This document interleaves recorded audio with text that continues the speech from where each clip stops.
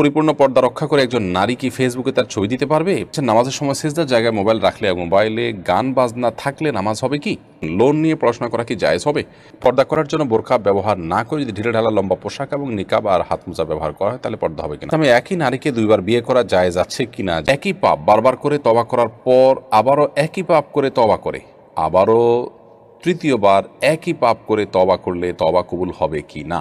আপনাদের প্রশ্নগুলোর উত্তর দেওয়ার পালায় আমরা প্রবেশ করছি। স্মৃতি বিনতে জাফর আপনি লিখেছেন, পর্দা করার জন্য বোরকা ব্যবহার না করে যদি ঢিলে ঢালা লম্বা পোশাক এবং নিকাব আর হাত মোজা ব্যবহার করা হয় তাহলে পর্দা হবে কিনা? হ্যাঁ, যে কোনোভাবে আপনার সৌন্দর্য আপনি ঢাকতে পারলেই হলো। বোরকা পরা ছাড়া যদি আপনি পারেন, ওকে। আমি দেখেছি ব্যক্তিগতভাবে বোরকা পরেন না কোনো কোনো ভদ্রমহিলা, কিন্তু পর্দার জন্য যা দরকার সেটা তিনি করতে পারেন, সেটা যথেষ্ট। বিশেষ করে তার যদি সুন্দর পোশাক আশাক থাকে তাহলে তার উপরে একটা চাদর বা অন্য কিছু দিয়ে, ওর না কিছু এমন কিছু দিয়ে তার সে সৌন্দর্য ঢাকা উচিত, যাতে করে লাইভ দিনে জিনা তাহুন্না আয়াতের খেলাফ না হয়, অর্থাৎ নারীরা তাদের সৌন্দর্যগুলোকে ঢেকে রাখবে, সেটি যেন হয়। সেটি পর্দা দিয়ে বোরকা দিয়েই করতে হবে এমন কোনো বাধ্যতামূলক নয়, কালো বোরকা দিয়েই করতে হবে এমন কোনো কথা নয়।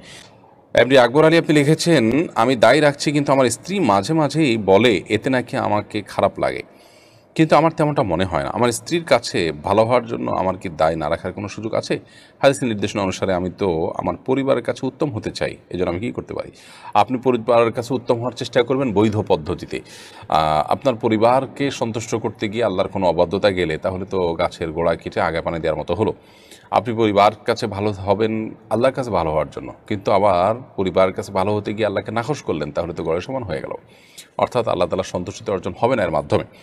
অতএব এটা সঠিক কোনো পদ্ধতি নয়। আপনার স্ত্রীকে কাউন্সেলিং করান, বোঝান, আল্লাহর নির্দেশের গুরুত্ব যেন তিনি অনুধাবন করতে পারেন, নবী করিম সাল্লাল্লাহু আলাইহি সাল্লামের নির্দেশের গুরুত্ব যেন তিনি অনুধাবন করতে পারেন, সেজন্য দিনী চেতনা তার ভিতরে যেন তৈরি হয়, দিনী পরিবেশে মাহৌলের মধ্যে তাকে নিয়ে যান, এবং কোরআন এবং হাদিস এটা মানার গুরুত্ব কতখানি, এর ভিতরে আমাদের কী কল্যাণ আছে, সে বিষয়ে তাকে আপনি কাউন্সেলিং করেন, ইনশাআল্লাহ বিদিনিল্লাহ সেটি আপনার জন্য সহায়ক হবে। আর যদি তিনি নাও মানেন, তারপরও আপনি আপনার সিদ্ধান্তে অটল থাকতে হবে, যেহেতু একজন পুরুষের জন্য দাঁড়িয়ে রাখাটা ওয়াজিব।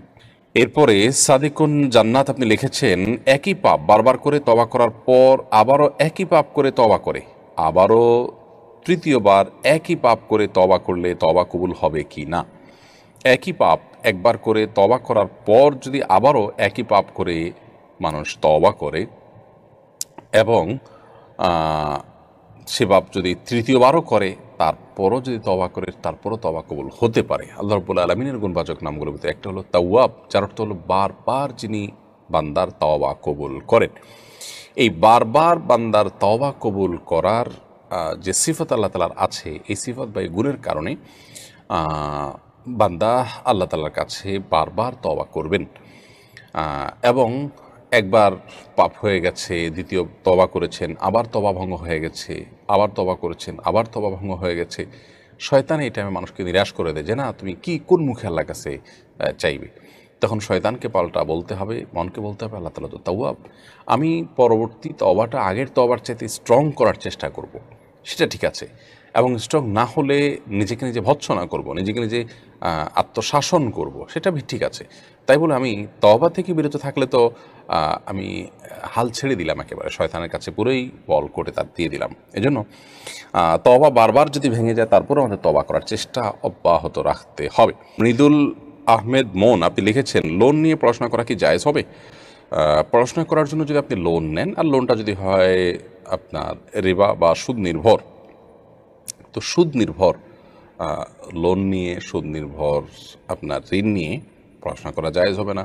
ব্যবসা করা যেরকম জায়েজ হবে না, পড়াশোনা করাও জায়েজ হবে না। সুদ নির্ভর কোনো লোন নেওয়া ইমানদারের জন্য জায়েজ নয়। ধরুন কেউ এমন কোনো পরিস্থিতিতে পড়ে গেছেন যে এটি থেকে উত্তরণের তার কোনো পথ খোলা নেই, তার জীবন বিপন্ন হতে পারে, তখন তিনি হয়তো কোনো হারামে আশ্রয় নিলেন জীবন রক্ষার জন্য, সেটি জায়েজ হতে পারে।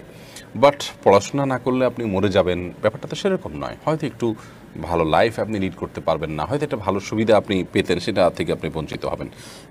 তো এই জন্য একজন ইমানদার হিসাবে আমাদের জন্য পড়াশোনার জন্য বলেন বা এরকম কোনো সুবিধা নেওয়ার জন্য আপনি লোন নিতে পারবেন না। লিভা হাসান আপনি লিখেছেন, পরিপূর্ণ পর্দা রক্ষা করে একজন নারী কি ফেসবুকে তার ছবি দিতে পারবে? পরিপূর্ণ পর্দা রক্ষা করে ছবি কিভাবে দিবে?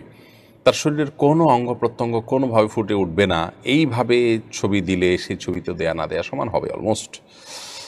এমডি মিজানুর রহমান আপনি লিখেছেন, মসজিদে ফরজ সালাতের পূর্বে ব্যস্ততার কারণে নিজে নিজেই আগে নামাজ পড়া যাবে কি না? যদি কোনো বিশেষ কারণে আপনার আগে চলে যেতে হয়, আপনার ট্রেন ছেড়ে দিবে, বাস ছেড়ে দিবে, তাহলে আপনি ফরজ জামাতের আগে নামাজ পড়ে ফেলতে পারেন। সেক্ষেত্রে আপনি অন্য কাউকে নিয়ে জামাত করে নিয়ে সালাত আদায় করলে সেটা উত্তম। তারিকুল ইসলাম আপনি লিখেছেন, নামাজের সময় সিজদার জায়গায় মোবাইল রাখলে এবং মোবাইলে গান বাজনা থাকলে নামাজ হবে কি? নামাজের সময় যদি সিজদার জায়গায় আপনার মোবাইল থাকে, তাহলে সেক্ষেত্রে নামাজে মনোযোগ নষ্ট হতে পারে, এমনটি করা উচিত নয়, কিন্তু থাকলে নামাজ হয়ে যাবে। আর যদি মোবাইলে নামাজ গান বাজনা ভেতরে থাকেও, তারপরও নামাজ হয়ে যাবে, কিন্তু আপনার এই গান বাজনা ভিতরে রাখার কারণে আপনি গুনাহগার হচ্ছেন।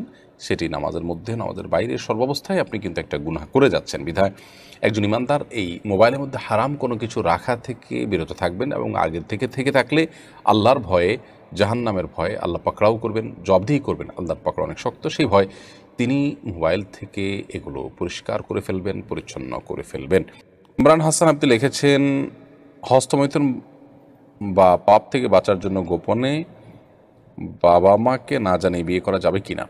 এ বিষয়ে আমাদের একটা দীর্ঘ ভিডিও আছে, মেহরবানি করে এটা শুনে নেবেন। সেখানে আমরা বিস্তারিত বলেছি যে আসলে চরিত্র হেফাজতের জন্য যারা বিয়ে করতে চান বাবা মাকে না জানিয়ে, অভিভাবককে না জানিয়ে, ছেলে হলে তো তার জন্য এটা জায়েজ আছেই, মেয়ে হলে সেটা নিয়ে ইখতিলাফ আছে আমাদের মধ্যে। অনেক ইমামগণ নাজায়েজ বলেছেন, অনেক ইমামগণ জায়েজ বলেছেন। তো এই সমস্ত পরিস্থিতিতে এসে আপনি প্রথম কথা হলো যে গুনাহের পরিবেশ থেকে বাঁচার চেষ্টা করেন, তাহলে তো আপনি এমনিতে গুনাহ থেকে বাঁচতে পারবেন। গুনাহের পরিবেশ থেকে আপনি নিজেকে সরানোর চেষ্টা করলে, যেহেতু পথ খোলা আছে, সেজন্য আপনি অভিভাবকের সম্মতি ছাড়া বিয়ের দিকে আর যাওয়া উচিত হবে না। ছেলেদের জন্য এটা জায়েজ হলেও অনুত্তম কাজ, বিবাহ অভিভাবকের মাধ্যমেই হওয়া উচিত এবং সামাজিকভাবেই হওয়া উচিত। যাই হোক, তারপরও যদি কেউ এরকম কোনো পরিস্থিতি থাকেন যার জন্য তার এছাড়া কোনো পথ খোলা নেই, তাহলে তিনি কোনো বিদগ্ধ আলেমের সাথে পরামর্শ করে তার ব্যক্তিগত বিষয়টির সমাধান নেবেন। জাহিদ আপনি লিখেছেন, ইসলামে একই নারীকে দুইবার বিয়ে করা জায়েজ আছে কিনা? জায়েজ হয়ে থাকলে দেনমোহর একই রাখতে হবে কিনা? বিয়ে একবারই হবে একই নারীকে, তালাক না হলে তার দ্বিতীয় বিয়ে করার প্রয়োজন নেই। কিন্তু অনেক সময় দেখা যায় সামাজিক কারণে দ্বিতীয়বার বিয়ে করতে হয়। তো যদি হয় তাহলে সে দ্বিতীয় বিয়েটা, প্রথম বিয়ে যদি সঠিকভাবে হয়ে থাকে, দ্বিতীয় বিয়েটা আর কোনো মিনিং থাকবে না, ওটা মিনিংলেস থাকবে। তার জন্য কোনো মোহর ধার্য হলেও সেটা আদায়যোগ্য হবে না বা আদায় করা আবশ্যক হবে না। বিয়ে একাধিক নয়, শুধু একবারই, মানে একই মহিলা একই পুরুষ স্বামী স্ত্রীর মধ্যে একবার বিয়ে হলে যথেষ্ট, একাধিক বিয়ে করার কোনো প্রয়োজন নাই। কিন্তু যেটা বললাম যে অনেক সময় দেখা যায় বিয়ের অভিনয় করতে হয় সামাজিক কোনো কারণে, যদি করা লাগে তো এটা অভিনয়ের মতোই, এটার কোনো ভ্যালু থাকবে না। আফিফা ফাহমিদা লিখেছেন, বিয়ের প্রস্তাব আসার আগ থেকেই একজন দিনদার ও উত্তম জীবনসঙ্গী পাওয়ার জন্য ইস্তেখারা নামাজ পড়া যাবে কি? হ্যাঁ, অবশ্যই। আপনি আগে থেকেই আল্লাহর কাছে জীবন সঙ্গী পাওয়ার জন্য দোয়া করবেন। আর ইস্তেখারা মূলত কল্যাণের দোয়া করা, যে আল্লাহ কোথায় কল্যাণ হয় আমি জানি না, যেখানে কল্যাণ হয় তুমি সেই কল্যাণে ফায়সালা করো। তো এটিতে আপনি আগে থেকেই করতে পারেন।